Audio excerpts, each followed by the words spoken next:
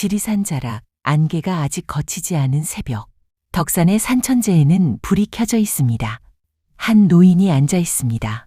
허리는 곧고 눈빛은 고요하되 깊습니다. 그의 옷에는 작은 방울이 달려 있습니다. 잠깐이라도 마음이 흔들리면 방울이 울립니다. 그는 그 소리로 자신을 깨웠습니다.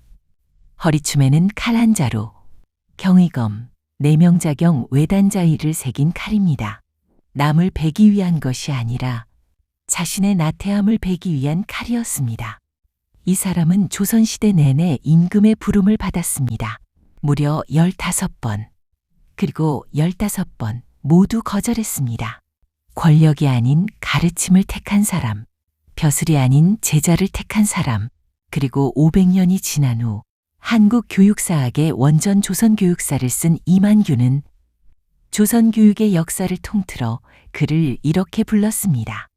조선 유학자 중에서 최고의 교육자. 이만규, 조선교육사 1947년, 남명 조식. 오늘 그의 이야기를 합니다.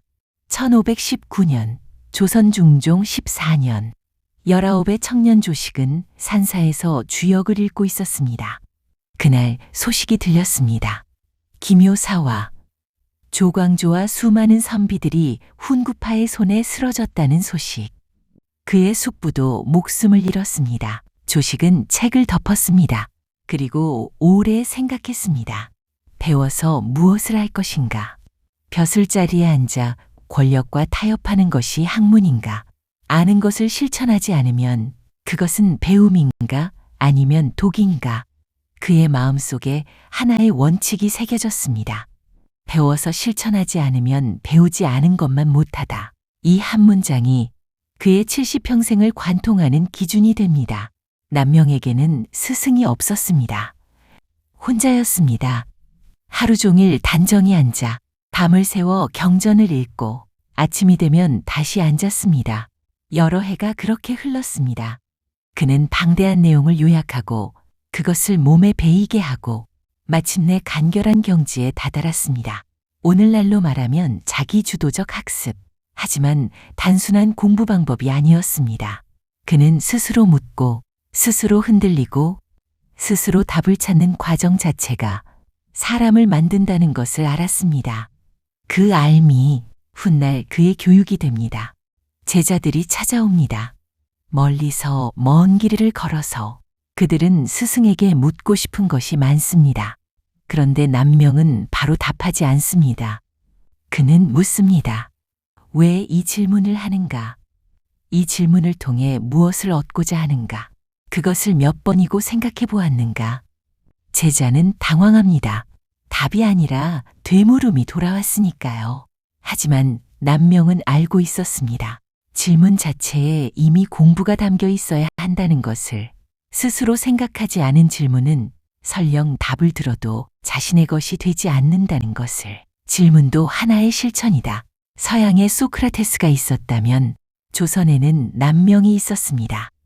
소크라테스는 너 자신을 알라고 말하며 상대가 스스로 알게 이끌었습니다. 남명은 왜 묻는가를 물으며 제자가 스스로 깊어지게 이끌었습니다.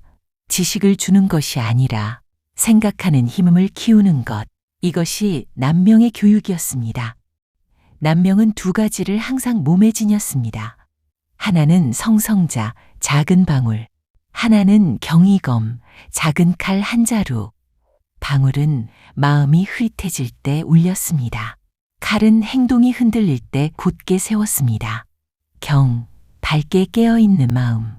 의, 그 마음이 밖으로 나타나는 행동. 남명은 이 두 글자로 평생을 살았고 이 두 글자로 제자들을 가르쳤습니다. 말로만이 아니라 자신의 삶으로 죽는 날까지도 그는 제자들에게 경과의의 중요함을 이야기했습니다. 숨을 거두는 그 순간까지. 그 시대에는 또 한 명의 거대한 스승이 있었습니다. 퇴계 이황. 두 사람은 같은 영남 땅을 나눠 가르쳤습니다. 이황은 경상좌도에서, 남명은 경상우도에서. 이황은 성리학의 이론을 정교하게 세웠습니다.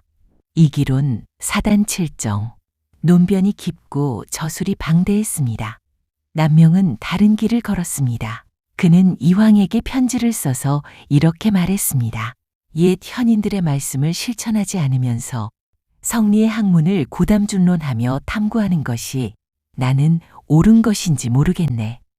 이만규는 바로 이 지점을 보았습니다. 지식을 쌓는 것과 지식으로 사는 것은 다르다는 것. 그리고 교육이란 지식을 전달하는 것이 아니라 삶을 바르게 살게 하는 것이라는 것. 그 기준으로 보았을 때 남명은 조선의 교육자 중 가장 높은 곳에 있었습니다. 1592년 임진왜란, 왜군이 조선 땅을 밟던 그 해, 권력을 가진 자들이 백성을 버리고 달아날 때 한 무리의 사람들이 일어났습니다. 의병, 그 의병장들의 이름을 보면 공통점이 있습니다. 곽재우, 정인홍, 조종도, 그들은 모두 남명의 제자였습니다. 스승이 가르친 것이 있었습니다. 의는 뜻에 그치지 않는다. 몸으로 실행하지 않으면 의가 아니다. 그 가르침이 수십 년 만에 현실이 된 것입니다. 교육의 진정한 성과는 교실 안에 있지 않습니다. 제자들의 삶 안에 있습니다. 1947년, 해방된 지 2년, 이만규는 조선 교육의 역사를 통사로 정리합니다. 조선 교육사, 수백 년의 교육자들을 살피고 수백 개의 사상을 검토하고 그는 결론을 씁니다. 조선 유학자 중에서 최고의 교육자, 남명 조식, 이만규, 조선 교육사 1947년, 퇴계가 있었습니다. 율곡이 있었습니다. 수많은 대학자들이 있었습니다. 그러나 이만규는 말합니다. 교육에 있어서는 남명이 이황을 능가한다고. 왜였을까요? 시류에 편승하지 않는 학문, 일방적으로 가르치지 않는 자세, 제자 스스로 생각하게 만드는 방법, 그리고 무엇보다 자신이 먼저 살아낸 교육, 말이 아닌 삶, 이론이 아닌 실천, 지식이 아닌 사람. 이것이 이만규가 남명에게서 본 것이었습니다. 남명 조식이 우리에게 남긴 것은 이론서가 아닙니다. 방법론도 아닙니다. 하나의 질문입니다. 당신은 지금 배우고 있는가? 아니면 배운 척하고 있는가? 당신은 지금 질문하고 있는가? 아니면 왜 그 질문을 하는지 생각해 보았는가? 당신은 아는 것을 살고 있는가? 아니면 아는 것을 쌓고 있는가? 지이불행, 시위불지. 알고도 행하지 않으면 아는 것이 아니다. 500년 전 조선의 산자락에서 한 스승이 던진 이 질문은 오늘도 유효합니다.